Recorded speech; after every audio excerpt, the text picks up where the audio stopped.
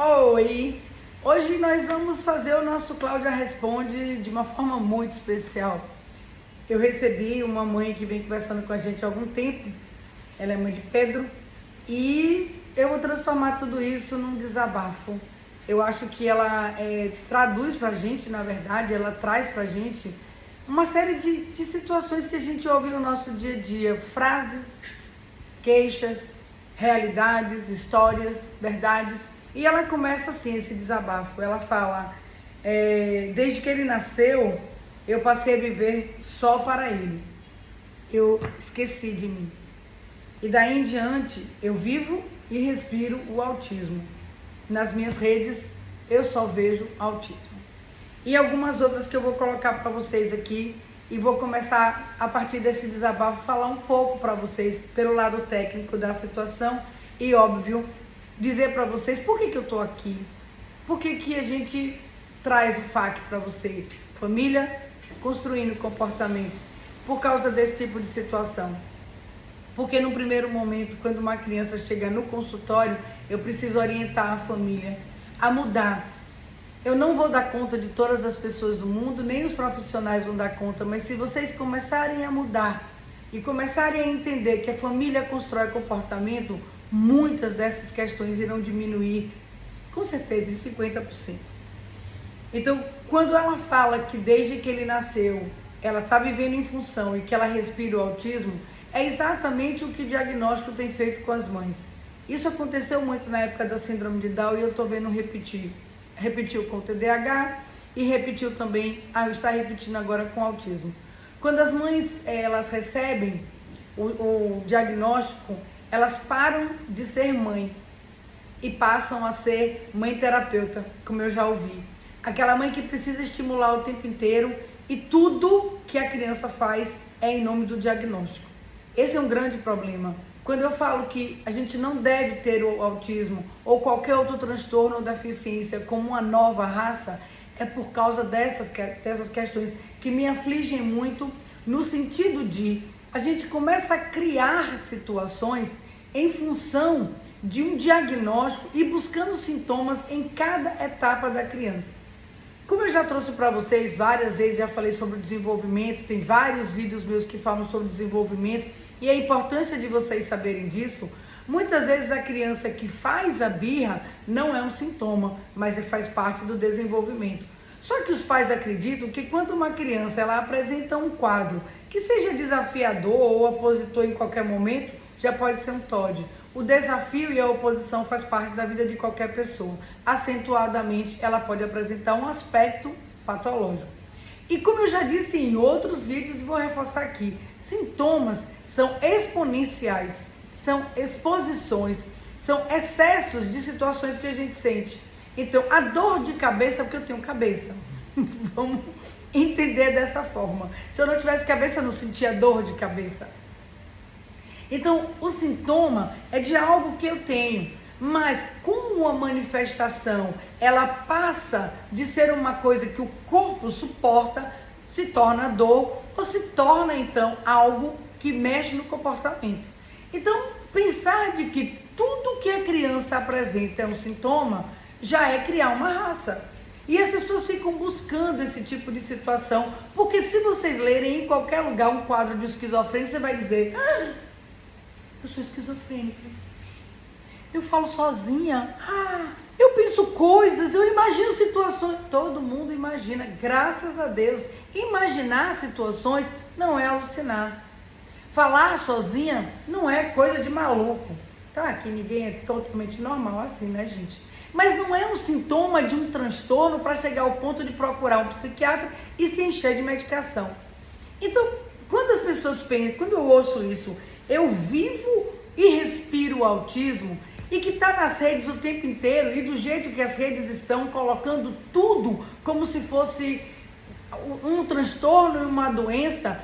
Eu vejo coisas no Instagram e vejo coisas no Facebook que eu fico estarrecida, porque se perdeu o parâmetro real do que é de fato os sintomas do autismo. Então eu vou passar para esse outro desabafo quando ela diz que o que para ela é mais difícil é o comportamento difícil dele, essa resistência ao não, e que aí recai sobre a rigidez cognitiva. O que eu venho batendo aqui? Olha aí a disfunção que eu tanto falo, que é a função executiva. Para que a gente possa ter exatamente a fluidez e a flexibilidade cognitiva que emana da função executiva, eu preciso instalar o aplicativo do não de novo. Olha o FAQ acontecendo aí.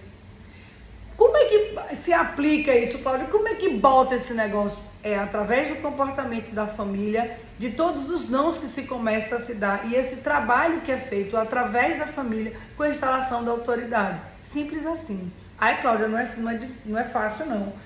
É fácil, sim. Não é impossível, não. Mas, Cláudia, eu não consigo porque ele é resistente, porque ele não aceita. Quem é ele para aceitar? Uma cabeça que está começando agora, um cérebro que acabou de acordar, um cérebro que está se formando a partir do que eu, como adulto, passo e perpasso para ele. Essa semana uma pessoa me perguntou assim: você acha que um cérebro de uma pessoa de 40 anos é capaz de mudar? Óbvio que é. Lógico, graças a Deus que é. É lógico que uma cabeça de 40 anos não é a mesma coisa de uma cabeça de 4 anos de idade. Com 4 anos a cabeça está vazia e a gente está fomentando todo o conhecimento. De 40 anos já tem as suas crenças limitantes. Você acha que um deficiente com 19, 20 anos, se ele é capaz de ler e escrever? Dependendo do nível que ele se apresenta, de como a gente vai passar tudo isso, sim. A única questão é que com 20 anos ele já é um rapaz e tem coisas que eu preciso botar adiante. Eu não vou poder ficar somente com foco na alfabetização, porque eu preciso estar colocando ele diante de outras situações. Aí as questões sociais. Mas nada impediria, se ele for leve, dele desenvolver o processo de alfabetização de leitura e escrita. Imagine isso. Mas e a poda neural? Existe, por isso que vai dar mais trabalho. E a plastase cerebral? Por isso que a gente poderia fazer isso. É diante de tudo isso que a rigidez cognitiva, ela ocorre exatamente porque os pais que não estão construindo o comportamento não trazem, então, o aplicativo do não. Que seria exatamente trabalhar para que esse cérebro tenha o processo do aplicativo do não instalado, que é a função executiva, para que essa criança, então, tenha a flexibilidade cognitiva. Significa que o cérebro do autista, ele é lento, ele entende com mais tempo a situação. Não é que ele não consiga, ele entende com mais tempo. Significa que as repetições têm que ser mais e mais. Lembra da história do espião? Lembra da história do soldado? O soldado precisa de treinamento hard para conseguir se lançar na guerra e se safar e sair vivo. O espião, ele vai precisar de um trabalho muito maior, muito mais hard. Espião são os nossos autistas. Ele vai precisar muito mais estímulo e também de uma família que constrói o comportamento e, acima de tudo, acredita no processo dele, para que realmente ele possa ter sucesso nas terapias. Qual é, então, a função das terapias? As terapias seriam para trabalhar o potencial, não são as lesões nem os transtornos, o potencial dessa criança para ele alçar uma inclusão social e uma inclusão escolar real na vida dele. Ele possa estar compartilhando de todo o mundo social, que ele possa sair, ele possa estar no mundo social, que ele possa compartilhar jantares, cafés, almoços, festas, circos, cinemas. Por quê? Porque a gente trabalhou duro, ó. A gente foi lá e a gente usou, abusou, a gente falou mais vezes do que o soldado, porque ele é o espião.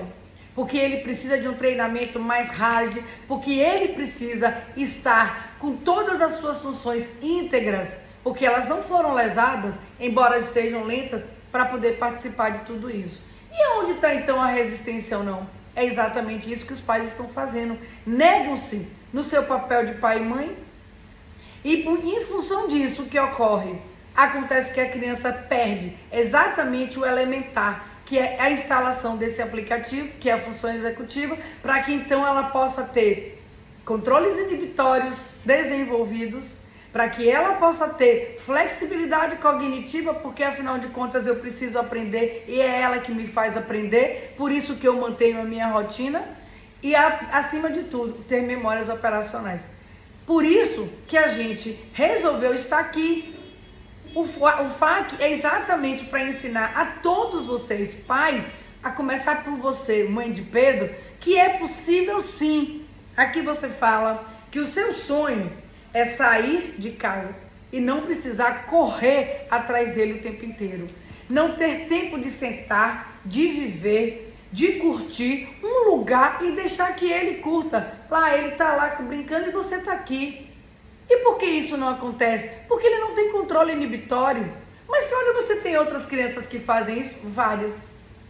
E não precisei tratar dentro de consultório. Vocês viram aí o que a mãe trouxe para vocês? Vocês viram ela falar? E como tantas outras. Antes de começar a fazer o meu trabalho terapêutico, eu pego as famílias. E é o que eu estou fazendo aqui. Não precisam ir no meu consultório. Eu estou aqui para falar para vocês que a família que constrói o comportamento, que instala o aplicativo do não, que starta todo o processo funcional da cabeça da criança, vai ter exatamente o que quer. E além do mais, vai ter as terapias funcionando. Todas as terapias, psicólogos, fonoaudiólogos, terapeutas ocupacionais, o psicopedagogo no momento certo, o psicomotricista, musicalização, vai funcionar. E vai funcionar por quê? Porque vai ter um gerenciador. O aplicativo do não foi instalado. Mas a terapia não pode instalar isso? Não, porque faz parte do processo familiar. Ah, mas aí eu não tô afim não. Ah, eu tô aqui querendo que a terapia resolva meu problema. Vocês estão buscando que a escola resolva o problema dos filhos de vocês? Não tá dando certo. Agora estão buscando que os terapeutas? Não tá dando certo. É claro que não tá dando certo. E por isso tanto sofrimento.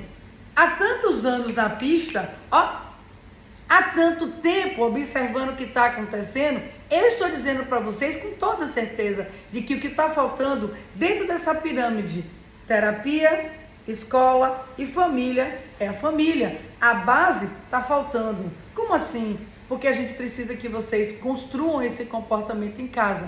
Mas eu consigo entender de que as famílias estão muito perdidas por causa da questão do diagnóstico. Eu gostaria muito que esse sonho dessa mãe, que é sair de casa, se divertir, levar o seu filho, estar com ele em qualquer lugar, sem medo e nem precisar ficar atrás e muito menos ficar no controle o tempo inteiro. Passei por isso a semana passada, dentro de um aniversário, uma criança que chorava o tempo inteiro. Desculpa, mas eu não me meto, porque eu acho que tudo tem um limite e eu acho interessante que as pessoas procurem. Engraçado que ela sabia quem eu era, e eu quero estar no meu canto, que eu não me meter com o filho dos outros, não vou me meter, mas Deus é tão justo. O que foi que ele fez? Levou ela para mim. Ela era da rede e ela estava marcada para encontrar comigo. Foi muito engraçado nesse dia, porque eu falei para ela: rapaz, Deus é muito bom comigo, porque eu vou poder te ajudar no quesito que é exatamente não passar pelo constrangimento de passar um aniversário inteiro com uma criança chorando, esperneando, querendo tudo, onde eu vi que ela tentou dar tudo pro filho e nada satisfazia, porque não é isso que ele quer. Ele quer a atenção da mãe. Essa atenção não se dá dando tudo, essa atenção se dá exatamente no aplicativo do não. É quando a criança começa a perceber e aí começa a desenvolver controle inibitório. Tudo é feito a partir desses pequenos momentos. É por isso que a gente na terapia, ou mesmo na escola, não vai conseguir fazer isso por vocês. Infelizmente não. Ninguém vai fazer milagre. O que está acontecendo? Terapeutas estão abrindo a porta. Ó, mamãe, não consegui fazer nada. Ó, mãe, não consegui fazer nada. Isso para mim me entristece. Porque a gente precisa começar a trabalhar com os meninos dentro das nossas áreas. Mas é preciso que a gente desenvolva, junto com a família, esse comportamento que é elementar. Controle inibitório, flexibilidade cognitiva, que é o que vocês mais querem, e memória operacional. Tudo começa com a família construindo o comportamento. Entenderam por que eu estou aqui? Mãe de Pedro, muito obrigada. Você me deu uma oportunidade e eu espero que eu possa ter te ajudado com esse vídeo. O meu objetivo é esse, é claro. Eu quero que a gente faça o curso, eu estou aqui abrindo oportunidades para a gente estar junto, para que eu possa ensinar passo a passo, porque também já entendi que uma palestra, uma simples palavra ou somente fazer vídeos não vai ajudar vocês. Por isso a gente partiu para fazer o FAQ, que é um curso para ensinar o método de construir esse comportamento junto com a família. Por isso que eu estou aqui. Então, muito obrigada nesse momento para essa mãe. Esses desabafos eu tentei pegar os que mais metem, né? Que mais machuca. E tem um para fechar. Eu tenho medo do futuro. Eu também tenho. Como terapeuta, eu me alinho a vocês porque o futuro não é todo mundo vivo. Eu canso de dizer, o mito, pai não é Highlander, não vai viver pro resto da vida e não é justo deixar ele solto para sofrer mais tarde. E se vocês fizerem a coisa certinha, vocês vão ter meninos habilitados para viver socialmente e muitas vezes sozinhos, cuidando de si ou não dando trabalho para ninguém. Então eu convido vocês, querem ter um futuro diferenciado? Não querem ter medo do futuro? Família constrói comportamento. O método Família Construindo Comportamento vai dar isso para vocês. Beijo no coração e pensem direitinho. Eu estou nas redes.